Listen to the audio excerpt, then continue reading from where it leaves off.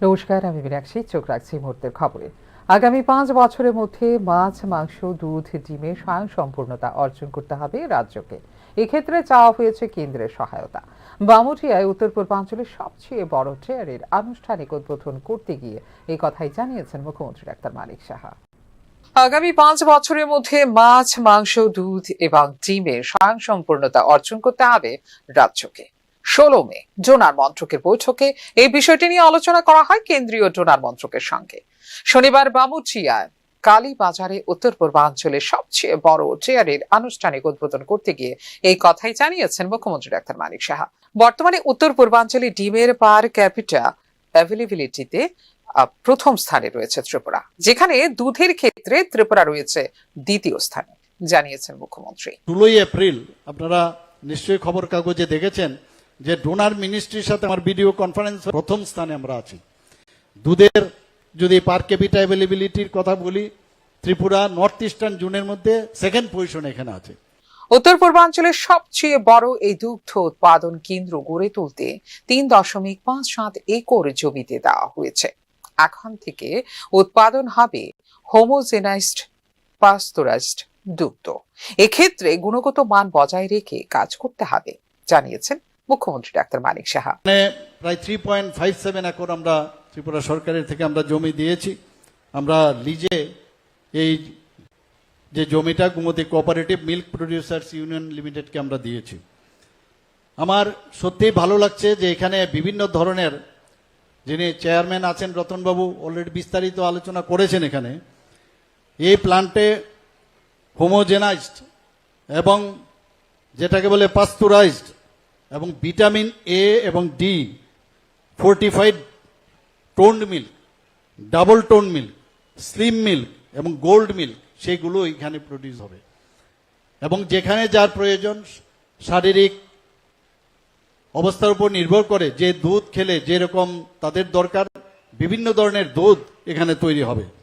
শুধু তাই নয়, এখানে প্যাকেটের মাধ্যমে পনির, দই, pasteurised lassi, flavoured milk, ice cream ইত্যাদি এ বিষয়ে আলোচনা হয়েছে, সেগুলো এখানে তৈরি হবে। এবং আমি আশা করি সারা ত্রিপুরার মধ্যে অলরেডি এই আমাদের যে গোমতীর কোঅপারেটিভের নাম সবাই জানে, এবং আমি আশা করব যে তারা যে গুণগত মান বজায় রেখে আগামী দিন তারা এই সাপ্লাই করবে এবং মানুষের সেই সুযোগটা আসবে। গোমতী প্লান্ট নামে নতুন এই দুগ্ধ ইউনিটটির প্রক্রিয়াকরণ ক্ষমতা দৈনিক 40,000 লিটার। সর্বশেষ বাজেটে গোমতী মিল্ক ইউনিয়নের জন্য 2 কোটি টাকা বরাদ্দ করেছে রাজ্য সরকার। বর্তমানে 5,000 কৃষক যুক্ত রয়েছে 178টি দুগ্ধ উৎপাদনকারী ইউনিয়নের। প্রায় 27 কোটি টাকা ব্যয়ে নির্মিত এই দুগ্ধ উৎপাদন কেন্দ্রটি হল উত্তর পূর্বাঞ্চলের মধ্যে সর্ববৃহৎ dairy. Bureau report, news now. পশুপালন এবং মৎস্য পালনের অপার সম্ভাবনা রয়েছে ত্রিপুরায়, প্রয়োজন একে উৎসাহিত করার। শনিবার বামুঠিয়ায় উত্তর পূর্বাঞ্চলের সর্ববৃহৎ দুগ্ধ উৎপাদন কেন্দ্রের আনুষ্ঠানিক উদ্বোধন করতে গিয়ে এই কথাই জানিয়েছেন কেন্দ্রীয় প্রাণী সম্পদ বিকাশ মন্ত্রী রাজীব রঞ্জন সিং। আগামী দিনে প্রাণী সম্পদ বিকাশ মন্ত্রকের পক্ষ থেকে একটি প্রতিনিধি দল রাজ্যে এসে দুগ্ধ, পশুপালন এবং মৎস্য উৎপাদনের সার্বিক বিষয় নিয়ে আলোচনা করবে বলে এদিন জানিয়েছেন কেন্দ্রীয় প্রাণী সম্পদ বিকাশ মন্ত্রী রাজীব রঞ্জন সিং। लेकिन हाँ, चूंकि माननीय मुख्यमंत्री जी भी यहाँ हैं और सुधांशु दास जी भी हैं, हमने अभी माननीय मुख्यमंत्री जी को कहा कि आज तो हम बामोतिया इस उद्घाटन समारोह में आए हैं, लेकिन त्रिपुरा राज्य में पशुपालन और मत्स्य पालन के क्षेत्र में अपार संभावना है, जिसको आगे बढ़ाने की जरूरत है।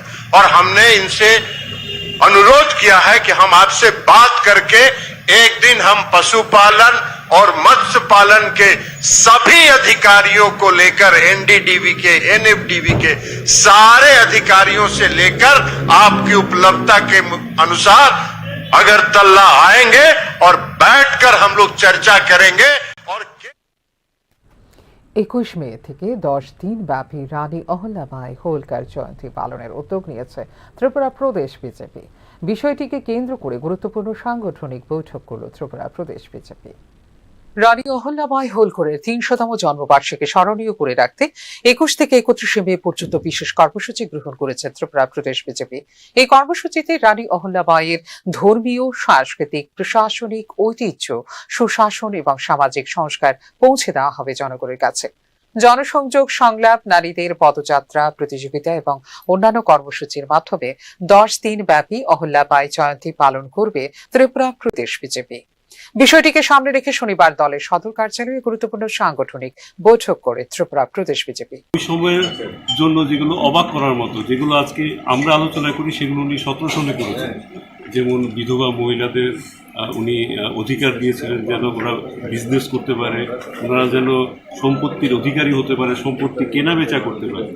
তো সেই অহল্যাবাই হোলকার, যার ১৭০০ খ্রিস্টাব্দের বিদেশ নীতিও আজকেও মানুষ পড়াশোনা করে এর ওপর পিএইচডি করছে। তো এই এই মহিলার ভারতবর্ষের আজকের দিনেও, আজকের সমাজেও কতটা উনি প্রাসঙ্গিক, সেটাই আমরা ভারতীয় জনতা পার্টি সারা দেশে ছড়িয়ে দিতে চাই। দেশের প্রত্যেকটা প্রান্তিক গ্রামে পর্যন্ত যেন ওনার সম্বন্ধে মানুষ জানতে পারে এবং সমাজ যেন ওনার থেকে উদ্বুদ্ধ হয়ে সমাজ এগিয়ে যেতে পারে। সেই প্রচেষ্টায় আজকে আমরা একটা ওয়ার্কশপ করছি রাজ্য কার্যালয়ে। এই ওয়ার্কশপের পরবর্তীকালে ২১ থেকে ৩১ মে পর্যন্ত আমরা প্রত্যেকটা জেলায় জেলায়, প্রত্যেকটা মণ্ডলে মণ্ডলে ওনার জীবনী নিয়ে আমরা কর্মসূচি নেব। একজন আধুনিক ও আদর্শবাদী রানী ছিলেন অহল্যাবাই হোলকার। রানীর জন্ম ১৭২৫ সালের ৩১ মে। তিনি ছিলেন মারাঠা মালওয়া রাজ্যের রানী। যুদ্ধক্ষেত্রে নিজেই সেনাকে নেতৃত্ব দিতেন রানী অহল্যাবাই। আধুনিক নারীদের জন্য দৃষ্টান্ত স্থাপন করেছেন অহল্যাবাই হোলকার। একজন রানী সহানুভূতিশীল হওয়ার সঙ্গে সঙ্গে শক্তিশালীও হতে পারেন, যা দেখিয়েছিলেন অহল্যাবাই হোলকার। তাঁর গৃহীত নীতিগত সিদ্ধান্তগুলো বড় প্রভাব ফেলেছিল নারীদের সামাজিক ও অর্থনৈতিক উন্নয়নে। গোটা দেশে শত শত মন্দির ও ধর্মশালা নির্মাণ করে দেশ এবং সমাজকে এক সূত্রে গাঁথার প্রচেষ্টা করেছিলেন তিনি। নারী উন্নয়নের ক্ষেত্রে গুরুত্বপূর্ণ অবদান রাখার জন্য রয়েছে রানী অহল্যাবাই হোলকারের পুরস্কার। ভারতীয়ত্ব বোধের প্রতি তাঁর আস্থা বর্তমান প্রজন্মের অনুপ্রেরণা হতে পারে নিশ্চিতভাবেই বলে জানিয়েছে Tripura Pradesh BJP. Bureau report, news now. এখনকার মতো এই মুহূর্তে সংবাদ এই পর্যন্ত। আরও আপডেটস দেখার জন্য অবশ্যই নজর রাখতে হবে নিউজ নাও পর্দায়। নমস্কার।